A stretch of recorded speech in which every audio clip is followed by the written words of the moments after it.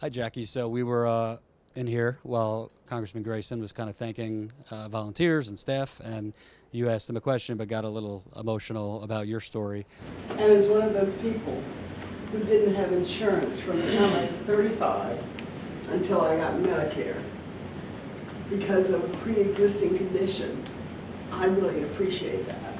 I didn't die, but I came in close to it a couple of times because of asthma. Yep. And the whole primary has made me disgusted with the whole party because they pick who we're going to have, and I'm tired of it. I want to vote for who I want to vote for. And I was behind Bernie, and I'm behind you, and I'm really tired of being bought off by millionaires and billionaires. Thank you. Thank you very much. I'm 70 years old.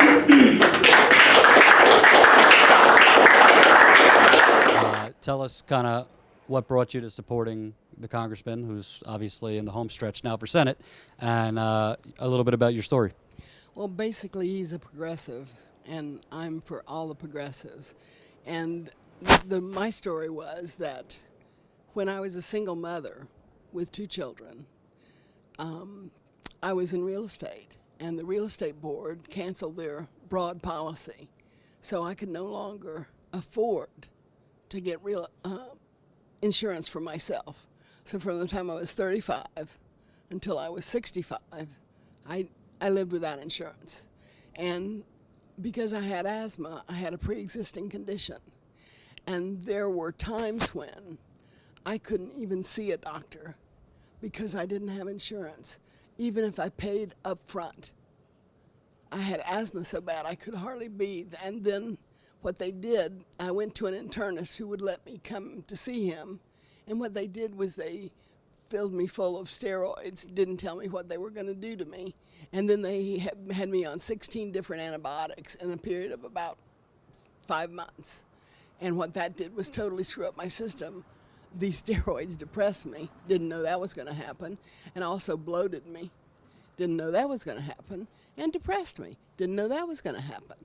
With some luck, an old family friend who was a physician, I was just driving down the road crying, and I stopped at his office.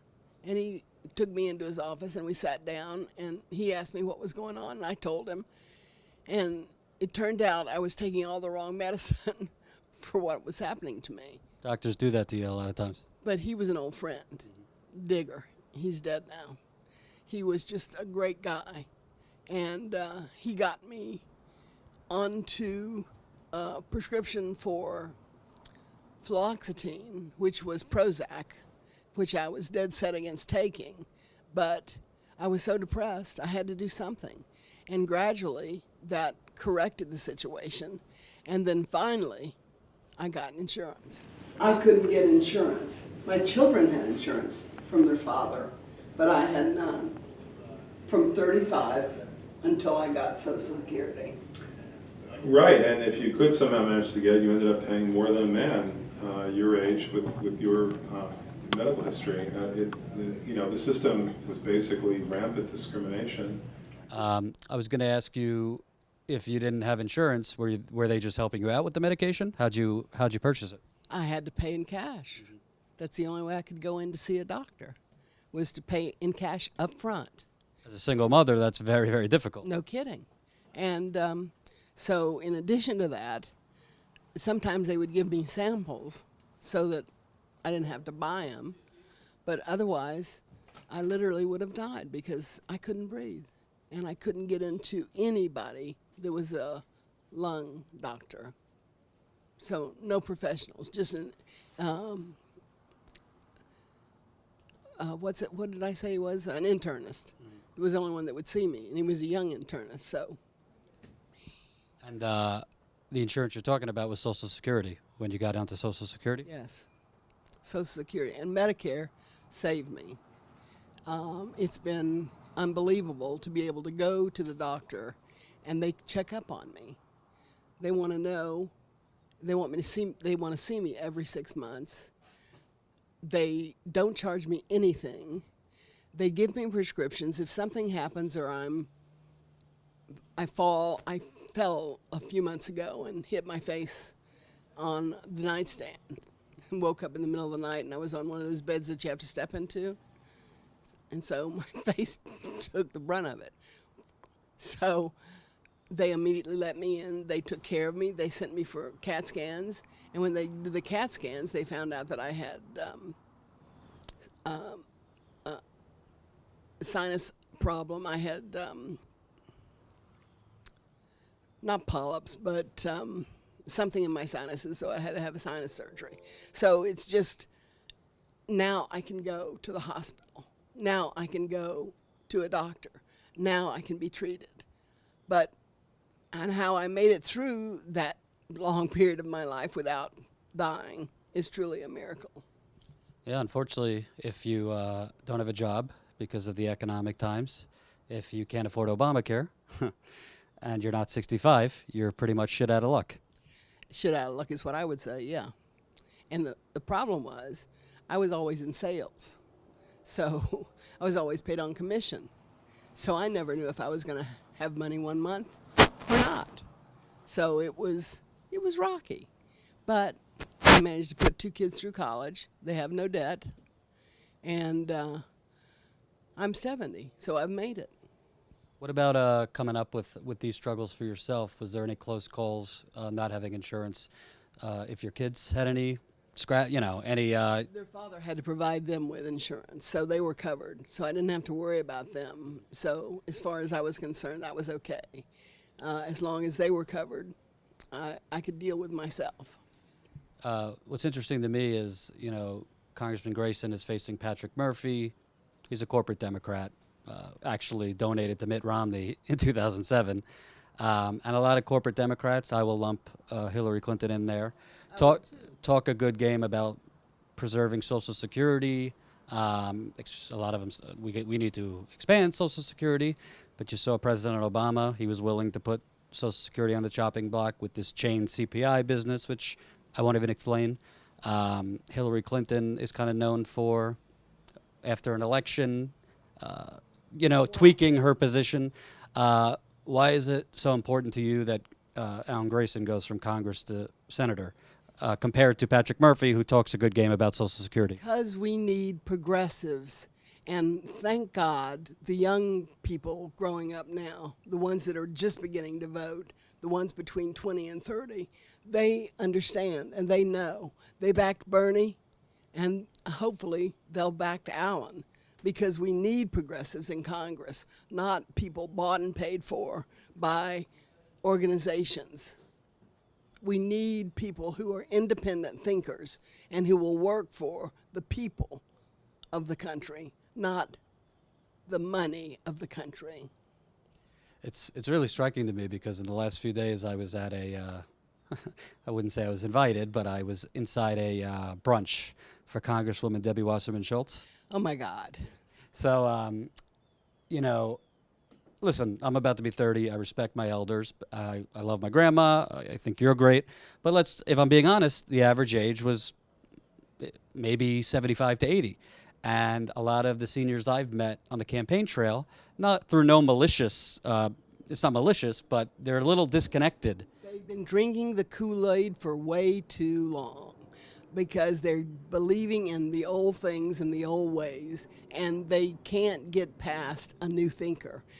We have to have progressives that understand that we are not controlled by money. We are controlled by people, and the people rose up for Bernie, and I'm hoping they will for Alan Grayson and the other progressives that are running. I'm not really impressed. Debbie Wasserman Schultz is the most irritating woman I have ever seen. I used to like her and respect her. The more power she got, the more obnoxious she got. But she has 3 children, and she's a cancer survivor. She likes to say these things in circles every other sentence. So what? She had plenty of help. She had a husband, and she had insurance, and she had the government paying for it.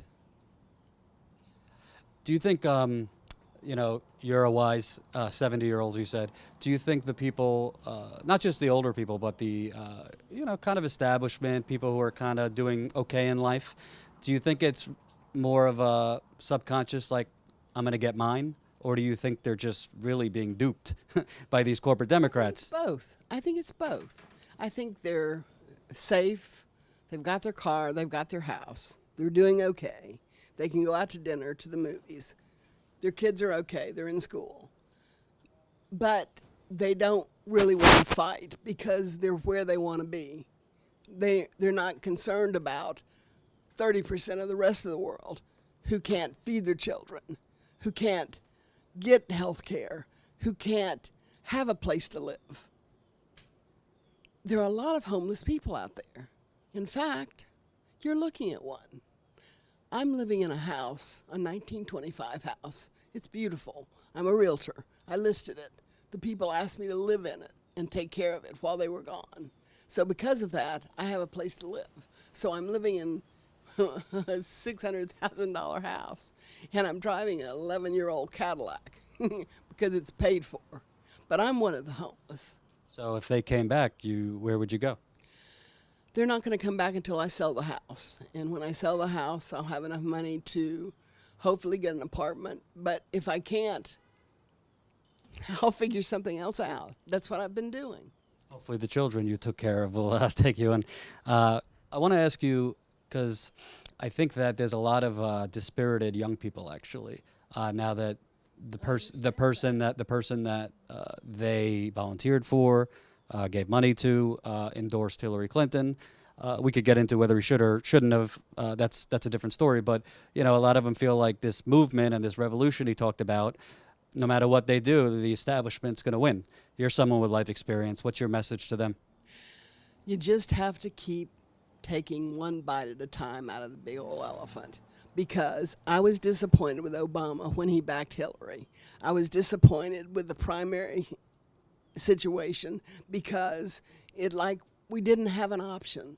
The train was in motion, it was going forward, and there was nothing we could do. We had to get on the train or get run over by it.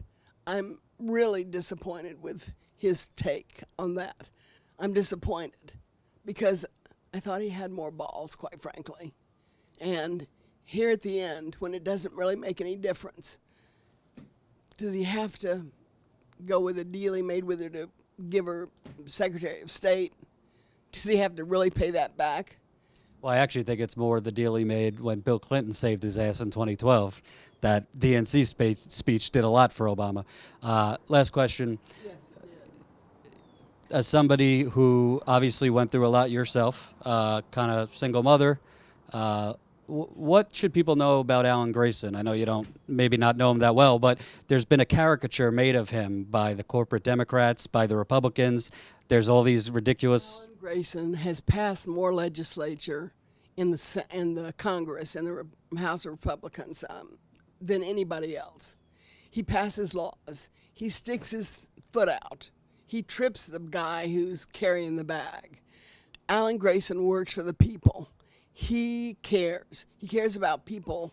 He worked his way through Harvard. Good heavens.